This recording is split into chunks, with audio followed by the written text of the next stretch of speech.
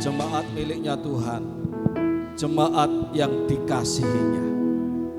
Ibadah raya pagi hari ini kita lakukan dengan pengakuan pertolongan kita datang dari Tuhan pencipta langit dan bumi serta segala isinya. Tuhan setia, Dia tidak pernah meninggalkan perbuatan tangannya. Turunlah atas kita sekalian kasih karunia damai sejahtera dari Allah Bapa, Anak dan Roh Kudus dalam ibadah raya pagi hari ini. Segala pujian dan hormat kepada Allah semesta alam, Allah yang mengasihi kami, Allah yang berdaulat atas kehidupan kami, Allah yang kami muliakan dan kami agungkan. Dan hari ini ya Tuhan, kami kembali mendapat kesempatan untuk beribadah bersama dengan umat tebusan Tuhan. Kami mau bersama-sama masuk dalam hadirat-Mu, bersuka cita di hadirat-Mu, merayakan kemenangan dan kebaikan-Mu yang telah Engkau berikan kepada kami. Berkati kami semua, berkati ibadah ini dari awal sampai akhirnya. Nama Tuhan dipuji dan dipermuliakan. Di dalam nama Tuhan Yesus kami berdoa. Amin. Selamat beribadah. Tuhan Yesus memberkati kita semua. Dengan semangat Bapak Ibu, katakan Roh Kudus tercurah di tempat ini, urapan darah ajaib memulihkan umat-Nya. Roh Kudus tercurah bagi bedanya, mematikan umat-Nya. Sama-sama katakan yo.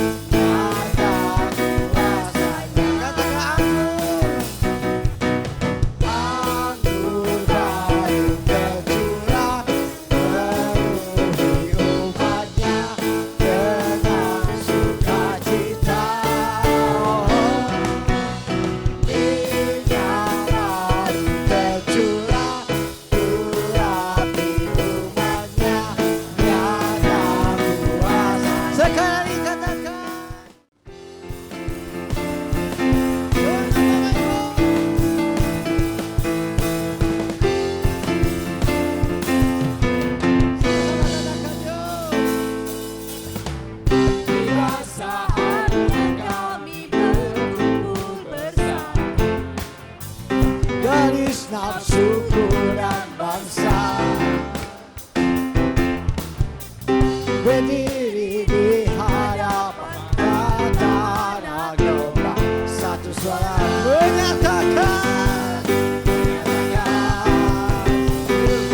keselamatan bagi Allah yang duduk dan berkata, kami naikkan pada anak domba. Pujian dan kekuatan, hormat dan kekuasaan, kemuliaan bagi Dia selamanya. Keselamatan bagi Allah yang duduk dan bertata, kami naikkan pada anak domba. Pujian dan kekuatan, hormat dan kekuasaan, kemuliaan bagi Dia selamanya.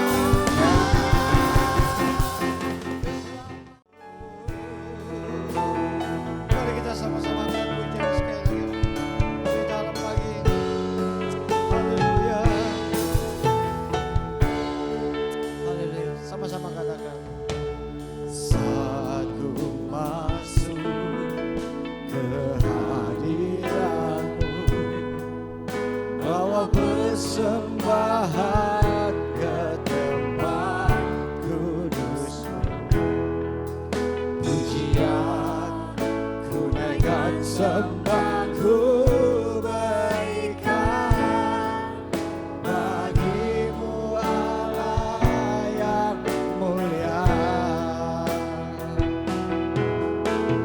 Kau layakkan ku menghampirimu, melihat tata kemuliaan-Mu Tuhan. Pujian ku naikkan, sembah ku berikan bagimu Allah yang mulia. Oleh kuasa darah-Mu Kau telah tebus dosaku. Kekudusan-Mu melingkupiku, kasih-Mu mengalir memulihkan hidupku. Besar anugerah-Mu, Kau selamatkan hidupku. Ku menjadi ciptaan yang baru oleh kuasa darah-Mu. Katakan sungguh besar anugerah-Mu, sungguh besar Tuhan. Terima kasih.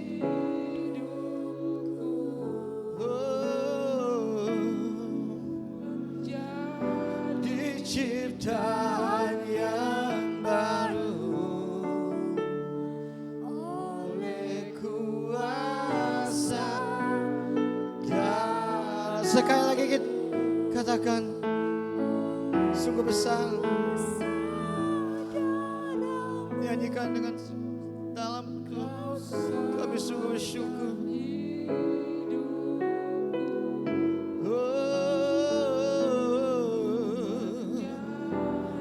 Ciptaan yang baru oleh kuasa darah-Mu. Hanya Kau Tuhan di hidupku, Kau berikan hidup yang baru. Darah-Mu menyucikan, pulihkan hatiku. Ku nyatakan Kau segalanya. Katakan Engkaulah sumber pengharapan. Kuasa-Mu sanggup menyembuhkan. Jiwaku pun berserah hanya kepadamu. Yesus, Kaulah segalanya. Sama-sama katakan karena salib-Mu Tuhan. Oh, karena salib-Mu ku hidup, karena salib-Mu ku menang.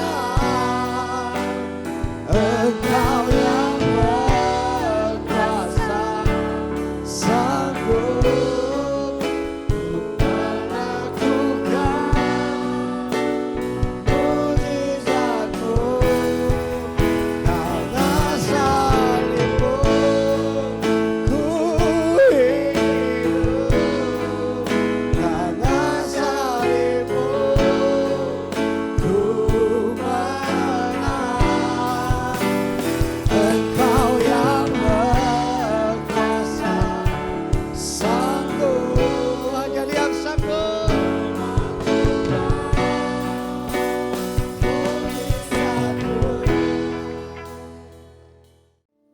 Bapa di sorga, kami bersyukur kami boleh menjadi anak-anak Allah, umat ketebusan Tuhan, milik Kristus.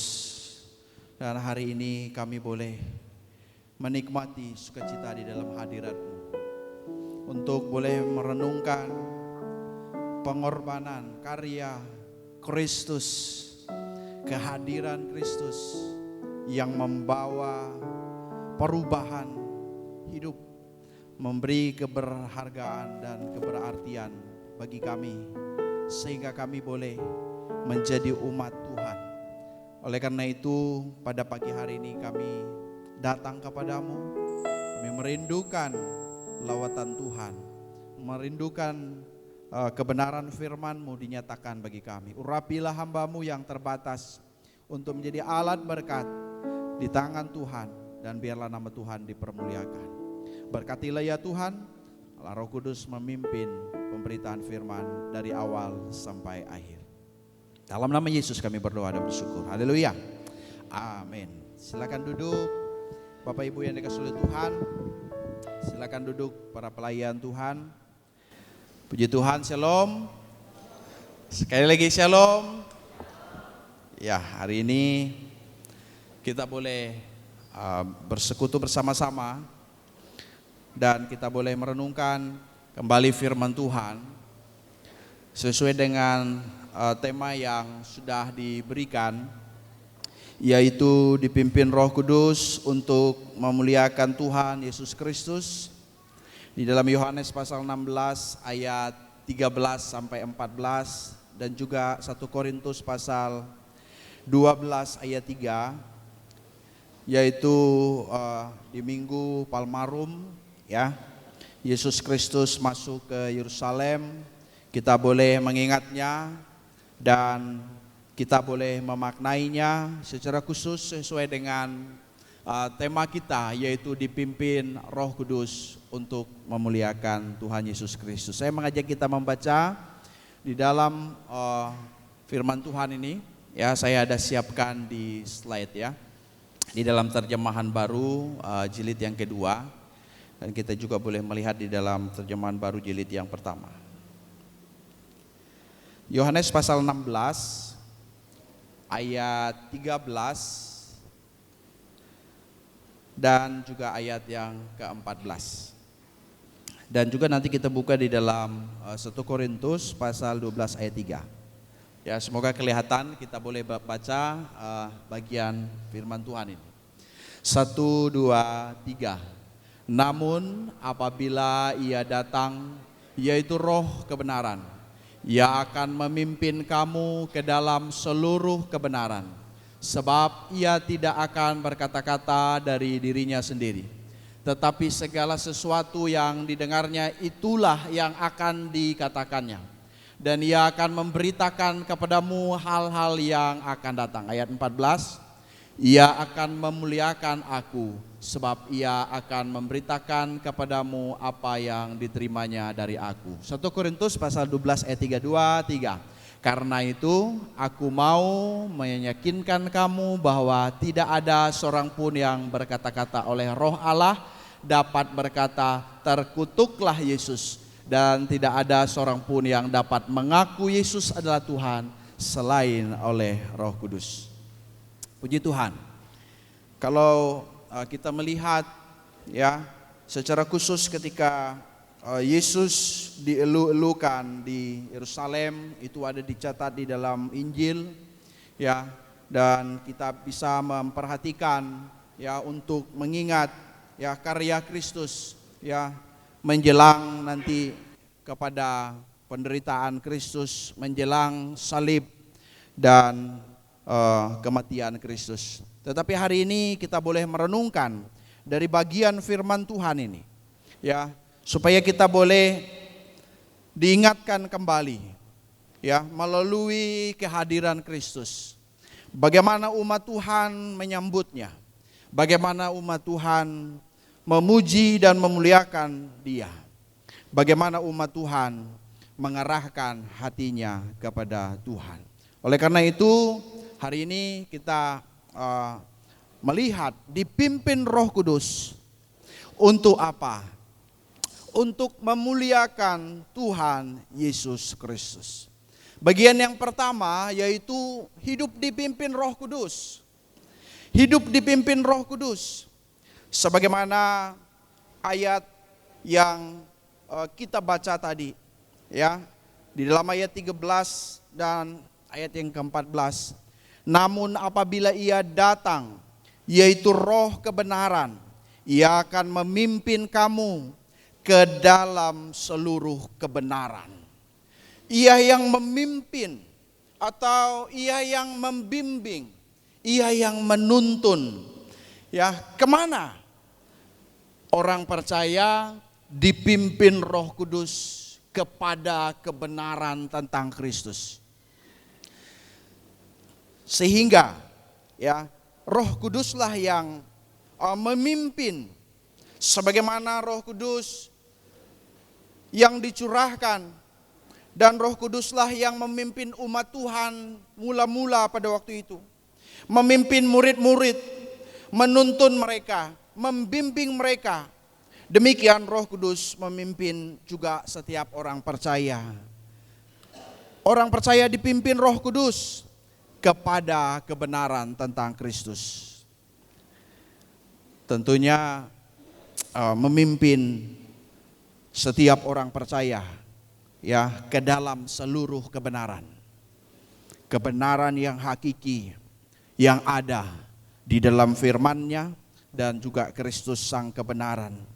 Yang di dalamnya juga terdapat ajaran Kristus, terdapat kebenaran di dalamnya yang dapat dipercaya. Ya, sesungguhnya sesuatu kebenaran yang sungguh-sungguh ada. Bapak Ibu yang dikasihi oleh Tuhan, maka kita melihat bahwa sesungguhnya orang yang percaya kepada Kristus, orang yang mengerahkan hatinya kepada Kristus, mereka hidup dipimpin oleh Roh Kudus. Sebab orang percaya dipimpin, dibimbing, dituntun kepada kebenaran tentang Kristus. Sehingga kita boleh merenungkannya kembali pada hari ini, ya, untuk kita boleh hidup dalam pimpinan Roh Kudus. Kalau kita memperhatikan juga di dalam ayat nas kita dalam 1 Korintus pasal 12 tadi ayat yang ketiga, bagaimana Rasul Paulus ya mau meyakinkan jemaat Korintus, meyakinkan mereka bahwa tidak ada seorang pun yang berkata-kata oleh Roh Allah ya dapat berkata terkutuklah Yesus, dan tidak ada seorang pun yang dapat mengaku Yesus adalah Tuhan selain ya oleh Roh Kudus. Sudah sangat jelas, memang dalam konteks karunia-karunia yang berbeda tetapi satu roh. Tetapi ayat ini mau juga menegaskan orang percaya yang beriman kepada Kristus, yang mengaku Yesus adalah Tuhan, adalah orang yang dipimpin Roh Kudus. Sehingga ya ia berkata-kata juga oleh tuntunan Roh Kudus. Maka kalau kita melihat ayat sebelumnya di 1 Korintus ya pasal 12 ayat yang kedua. Di sana menegaskan kamu tahu bahwa pada waktu kamu masih belum mengenal Allah.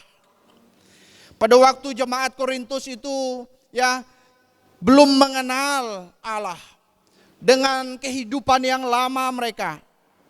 Maka dikatakan kamu dipikat, kamu ditarik kepada berhala-berhala yang buta, berhala-berhala yang tidak bisa melihat, artinya berhala-berhala yang mati sebelum mengenal Kristus.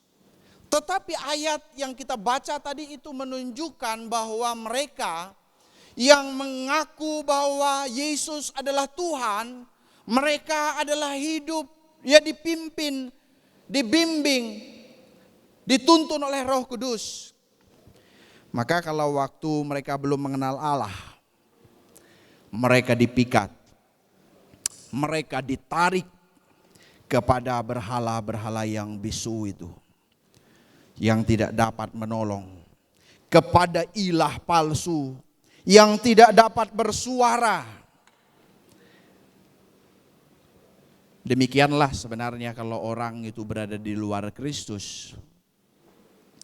Mereka tidak dipimpin oleh Roh Kudus, tetapi mereka ada di luar Roh Kudus. Namun orang-orang yang percaya kepada Tuhan, orang-orang yang ada di dalam Kristus, hidup di dalam pimpinan Roh Kudus. Beberapa bulan ini tentunya kita sering merenungkan tentang tema besar kita ini ya, Roh Kudus, pimpinlah kami. Dan hari ini pun kita merenungkan kembali, yaitu hidup dipimpin Roh Kudus. Sebab kita yang beriman, kita dibawa oleh Roh Kudus kepada kebenaran tentang Kristus. Sehingga Kristus yang memimpin juga kehidupan kita. Saya mengutip satu pernyataan dari Billy Graham ya, seorang hamba Tuhan juga yang dipakai oleh Tuhan. Statement yang baik terkait hal ini, berjalan dalam Roh Kudus berarti dipimpin dan diarahkan oleh Roh Kudus.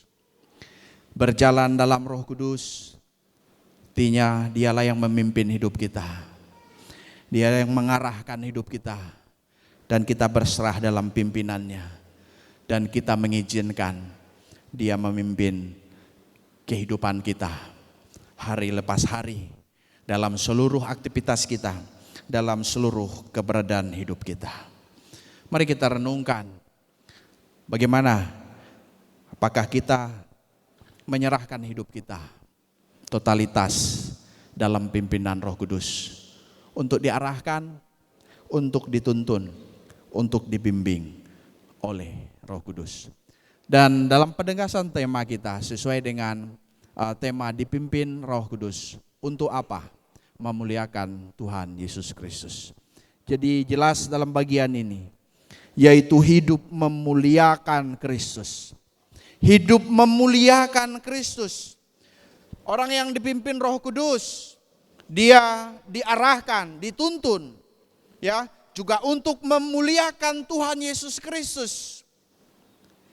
Maka kalau kita melihat ayat 14 menegaskan bahwa Ia, ya, Roh Kudus, ya, akan memuliakan aku huruf besar, memuliakan Kristus.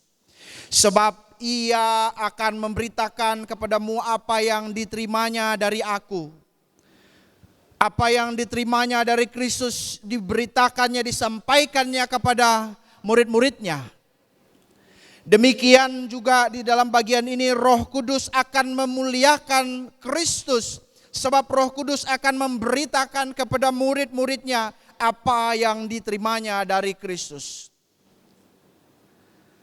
Maka terdapat satu penegasan penting, yaitu kata memuliakan.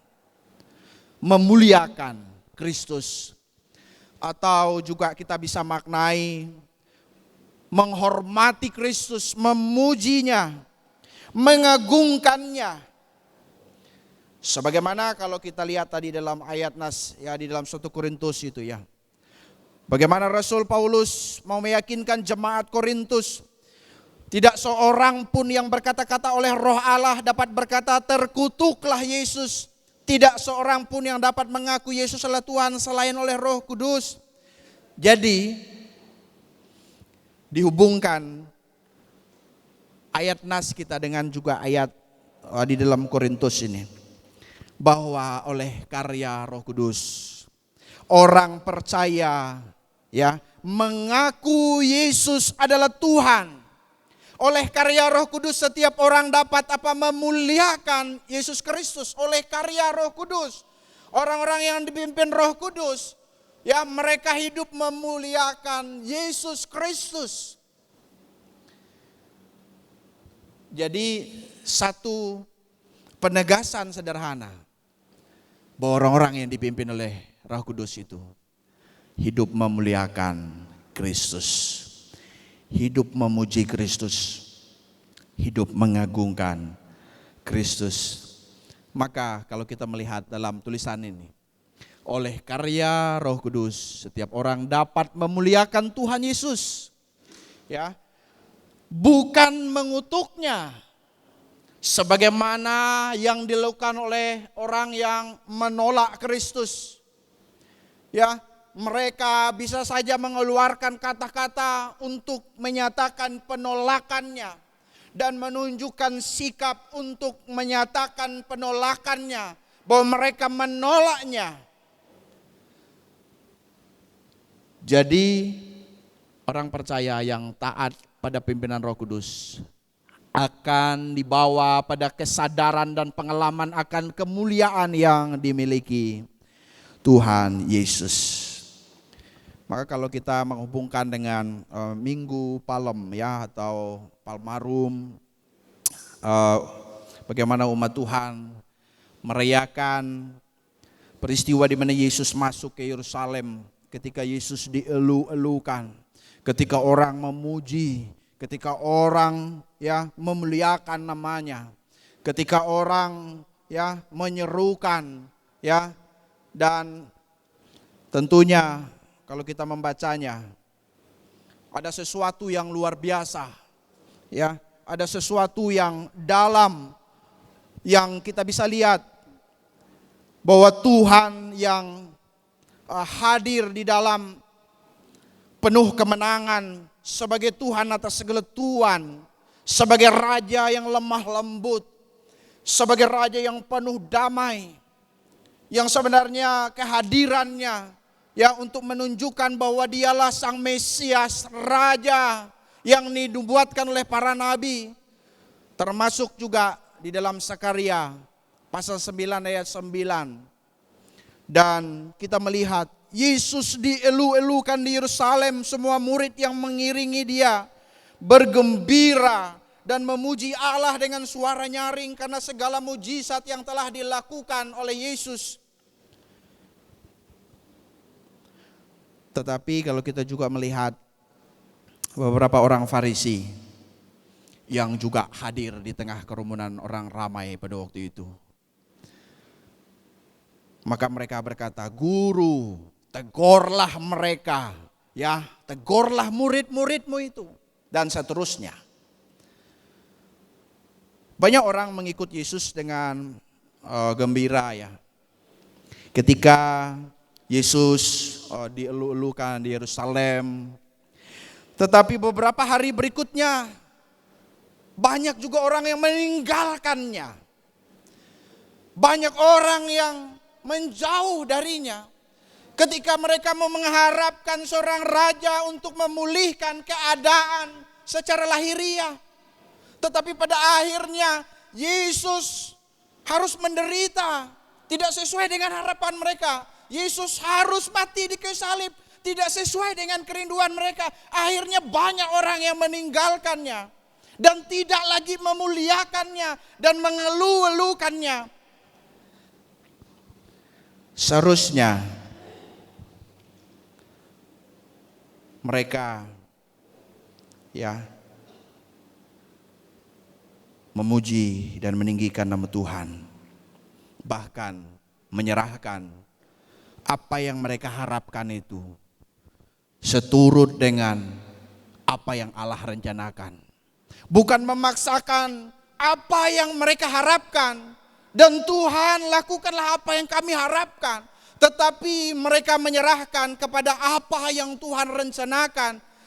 Dan bagaimana Kristus yang hadir, dia taat kepada kehendak Bapa sampai akhirnya mati di atas kayu salib.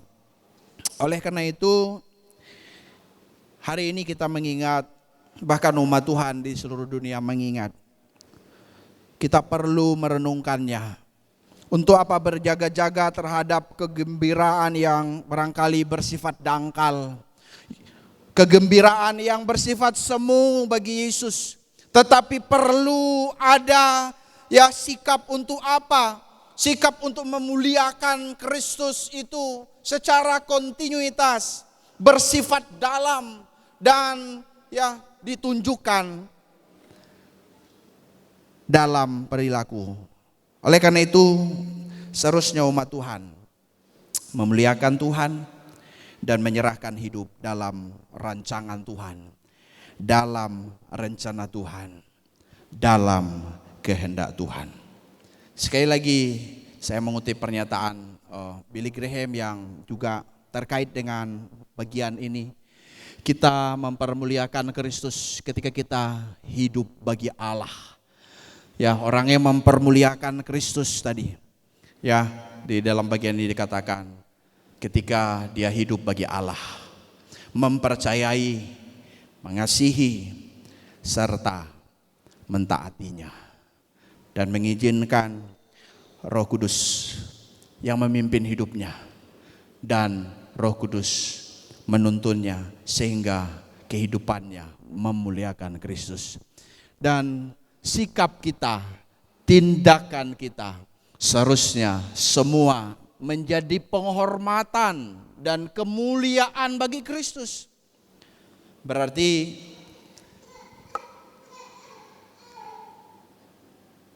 seirama dengan gaya hidup umat Tuhan.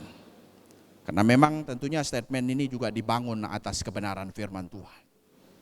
Sesungguhnya kita diajar untuk ya seluruh keberadaan hidup yang Tuhan anugerahkan ini.